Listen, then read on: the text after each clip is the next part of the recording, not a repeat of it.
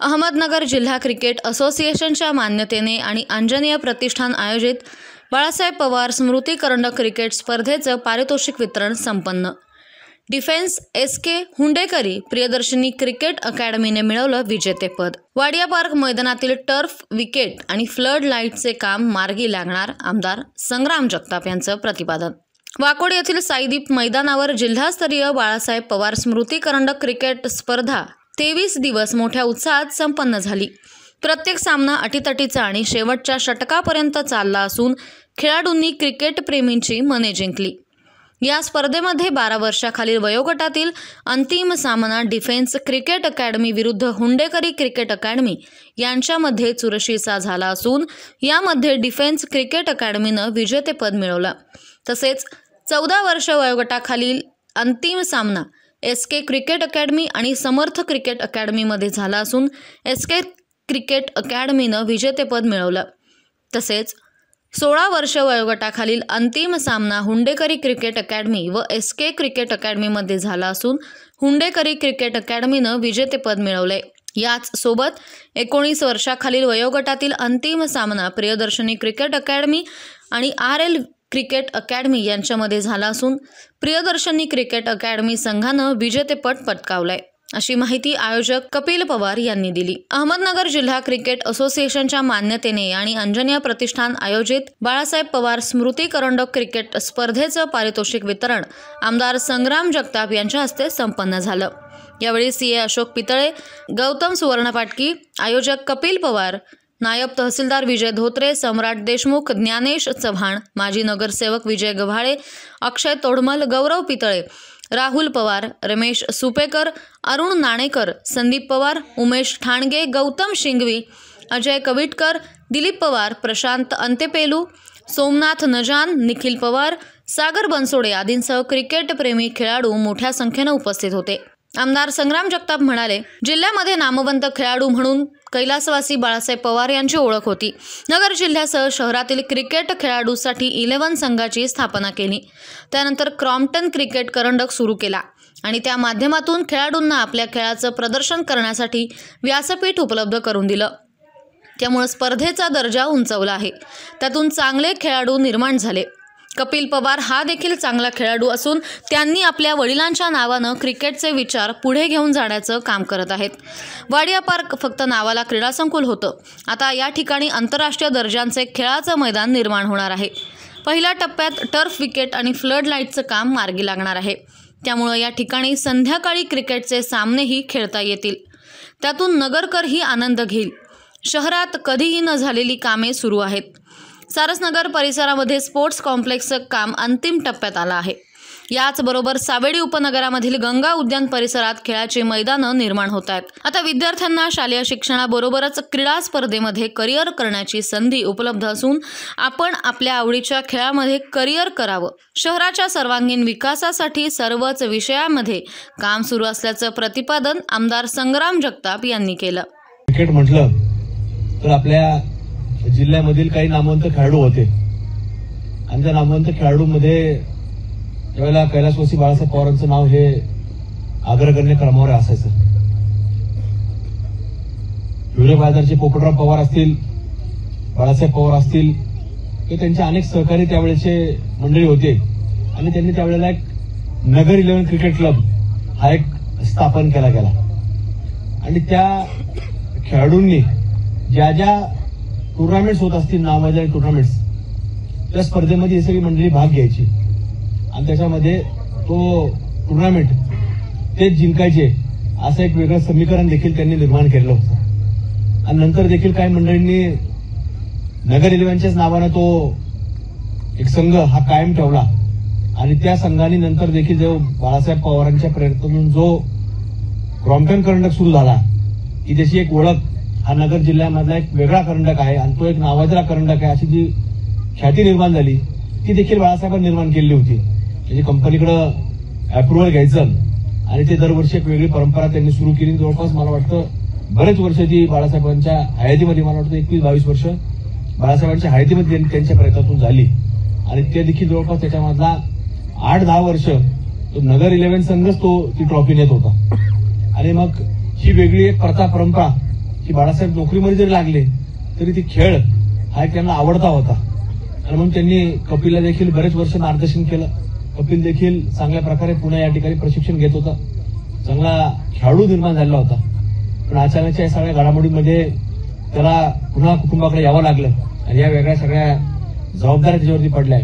पण हरकत नाही, ते जरी नसले तरी त्यांचा विचार जो होता तो या क्रिकेट विषयाचा जास्त होता आणि म्हणून आज ह्या मॅचेस कपिलने त्यांच्या नावाने जे सुरू केल्यात, निश्चित त्यांचा आज विचार हा कपिल पुढे घेऊन चाललेला आहे.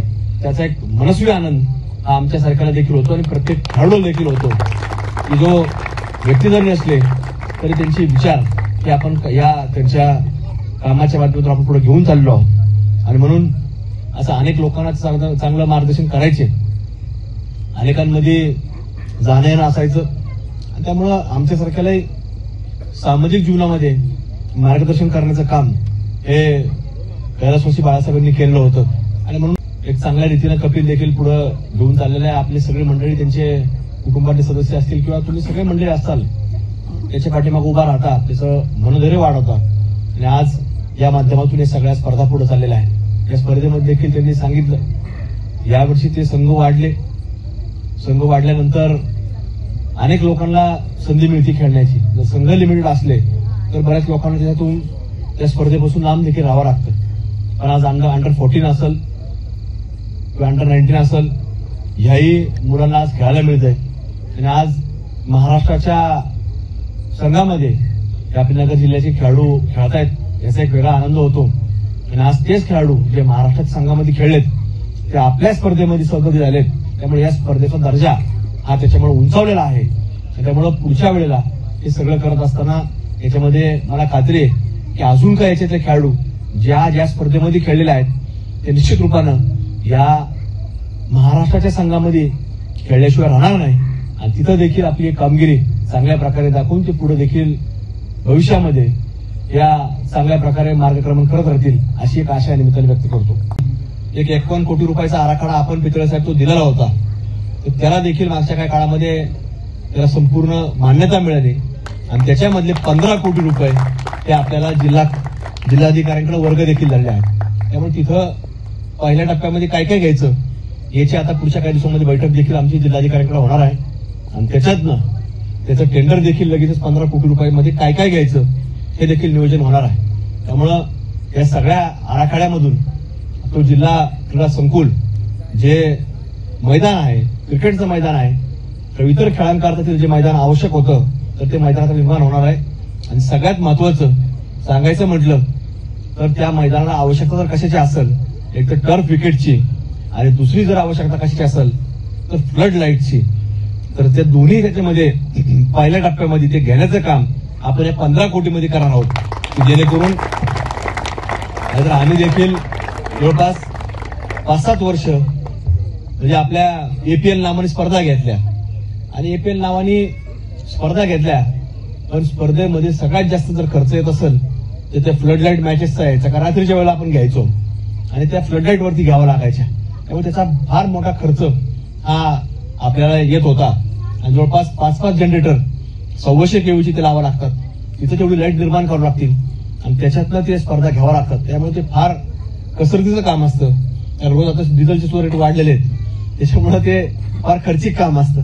पण आता आपल्याला ज्यावेळेला हे सगळं काम होईल तर आपल्याला त्या स्पर्धा आपण ज्या कैलासवासी बाळासाहेबांच्या नावाने घेतोय तर निश्चित आपण प्रयत्न करू की पुढच्या वर्षीपर्यंत ते फ्लडलाईट्स उभा राहतील आणि त्याच्या आपल्याला या स्पर्धा संध्याकाळच्या घेता येतील, म्हणजे पालक वर्गाला देखील स्पर्धा संध्याकाळी असल्या तर आपल्या नोकरीमधून असेल, व्यवसायामधून असेल, त्यांचं सगळं दिवसभराचं काम आटपून ते संध्याकाळी आपल्या मुलांचं कौतुक, मुलांचं कलागुण आणि मुलांचा खेळ पाहण्याकरता हा पालक वर्ग तिथे येऊ शकतो. अशा प्रकारचं एक चांगलं मैदान आपण निर्माण करू आणि त्यात या स्पर्धा निश्चित रूपाने पुढे जातील.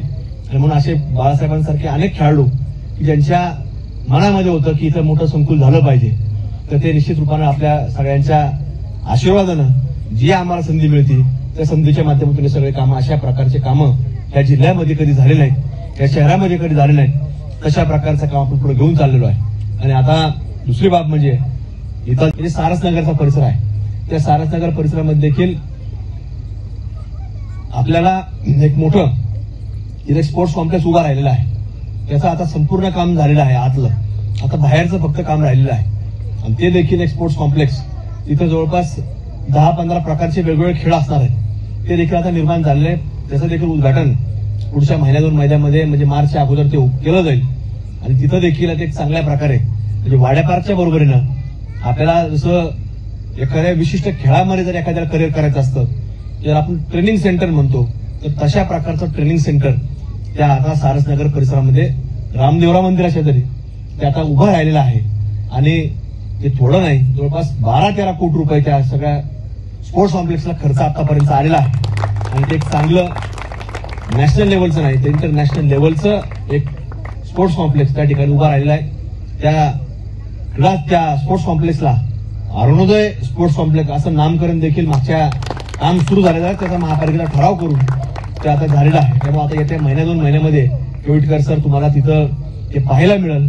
त्याचा एक वेगळा खेळाचा आनंद देखील घेता येईल आणि विशेष करून आमची सगळ्यांना विनंती असणार आहे की ज्याला करिअर करायचं असेल त्यांनी त्याचा उपयोग करून घ्या. बाकीच्या टाइमपास वाले तिथे जाण्यापेक्षा ज्याला करिअर करायचं असेल एखाद्या खेळामध्ये कारण की खेळामध्ये आता बऱ्याच संधी आता आपल्याला भविष्यामध्ये आता मिळत आहेत.